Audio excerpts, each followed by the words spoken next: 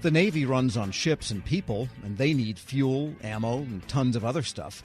Well, now ships are on duty around the world and some on heightened alert because of the world situation. It all highlights the importance of supplies and the supply chain. We get an update now from the Vice Commander and Executive Director of the Naval Supply Systems Command, Kurt Wendelken. Mr. Wendelken, good to have you back.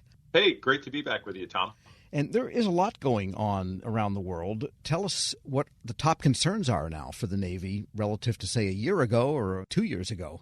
Yeah, well, obviously the events in the Red Sea have become front and center for the Navy. There's lots of naval activity in that space. I don't think that was really on anybody's bingo card for 2024, but that's where we are, and we're supporting the fleet and a lot of allied partners engaging in those operations in the Red Sea. And we're still continuing with preparations to make sure we're ready in the Pacific. And then more broadly, NAVSUP's been working a supply chain transformation program for the last 5 years, and we're continuing forward with that as well.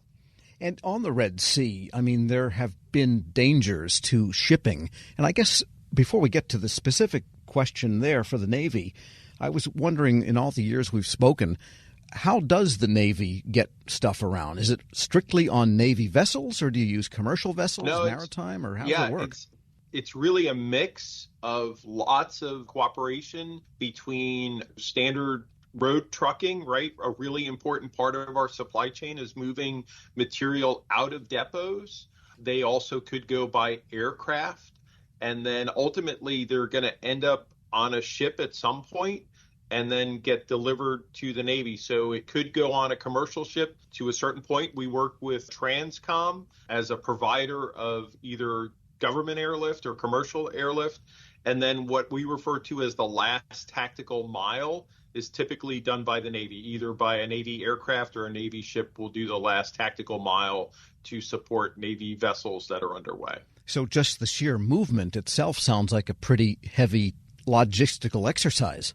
It really is amazing. We sort of take it for granted because it works so well, but it only works so well because there's so many amazing people, both in the private sector and working for the government, that are making that a success. So from depots, there might even be overseas depots. Absolutely. And it varies by what kinds of material we're moving. But yeah, it could definitely be overseas depots where material's coming from. And just another detail question. Do things get delivered to ships at sea? They absolutely get delivered to ships at sea, what's referred to as unrep or underway replenishment, where another ship will come alongside the ship and they will refuel the ship while the ship is moving. And then also very often material will be brought over by helicopter while the two ships are refueling to bring stuff like food and parts and other things like that. So we absolutely get resupplied while we're underway. Well, I've learned something. I thought only aerial refueling was the way things moving got refueled in the military. And again, for people who are interested, I direct you to YouTube to go see some amazing videos of Navy ships getting refueled at sea. All right. I'm going to take a look at that because my feeds do show the aircraft being done and flying that boom down into that little tiny nozzle there. So the Red Sea, what are some of the specific effects or things you're watching for right now?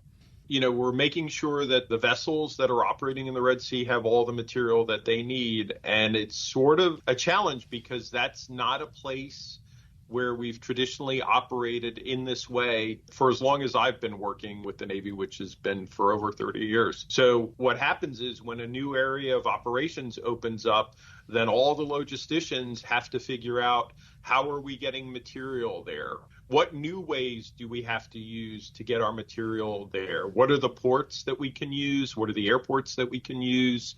And then what are the challenges of getting material to ships while they're engaged in operations? So again, I think that's a novel space that we traditionally have not resupplied in, that we've had to flex our muscles. And I think both the Navy and our joint partners like the Defense Logistics Agency have been rising to the challenge. What's the old saying? Amateurs plan battle strategies, professionals plan logistics.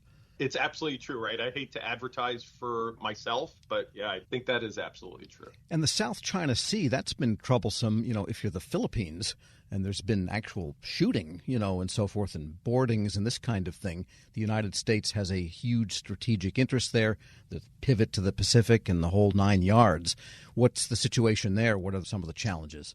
So I think that's an area where we do operate traditionally. So we have more structure there to support us, but we're really taking a look to make sure that we have everything that we need in place should something occur there that requires the Navy to respond on behalf of the nation.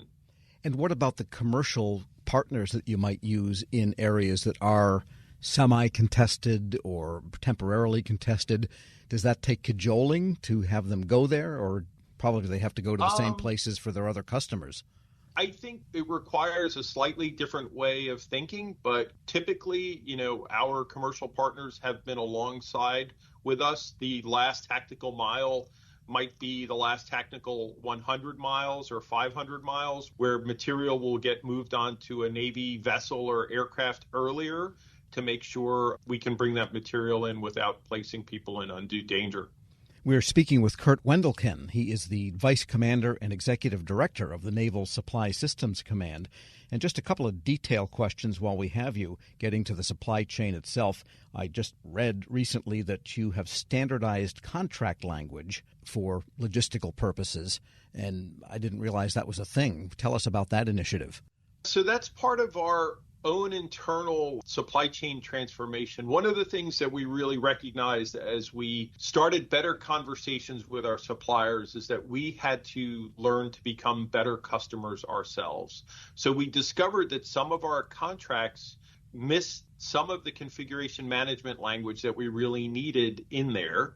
And we've been cleaning up those contracts to make it easier for our suppliers to come in and do what are called requests for variances. So if there was something that needed to be changed in how we wrote the contract, we needed to make sure that we had the language in there so they knew exactly what to do. And we didn't always do that. So there's a broader Navy effort called Get Real, Get Better. And this is really us working to get real about things that we weren't doing as well as we could and try to get better. So we had the language in only 17% of our contracts in FY20.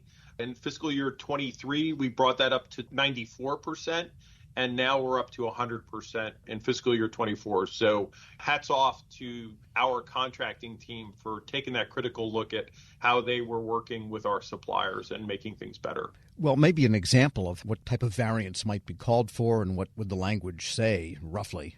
So we would ask for something in the contract. There would be a specification in the contract, and maybe the vendor would come back to us and say, hey, I can't deliver it in exactly that way. I can deliver it in this way, which we think is materially the same.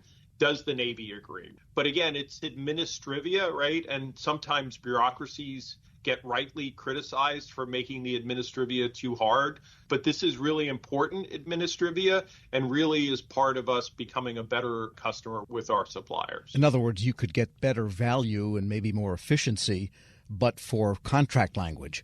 I couldn't have said it better, right? So it's really a place where the contractor is trying to help the Navy get a better product or get something on a different timeline. And instead of just saying, no, I said it to you one time, just do what I said, it's really a two-way dialogue, which is really the way we should be working with our suppliers. And I imagine this applies to everything from, say, crates of oranges to capstan or shaft bearings. It can absolutely apply to everything, right? And I think back to Get Real, Get Better, it really highlights what Navy's trying to do, which is a really important way for Navy to become better and be able to support the nation better. And you mentioned the supply chain transformation effort. That's one part of it. What are some of the big things this year? Right now, we're really focusing on our surface combatants, which are destroyers, amphibious ships.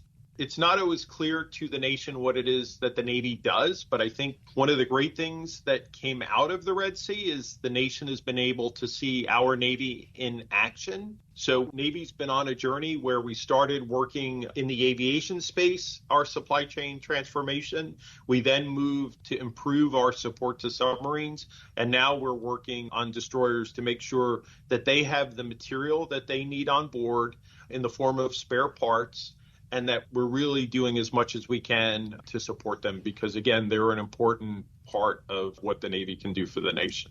So it's more of an improvement, say, in just in time or in having the resilience if something goes wrong? So it's really both of those things. And I think, and you and I have talked about this before, COVID kind of showed us where just in time falls down, where, key medical supplies, toilet paper, PPE, just wasn't available.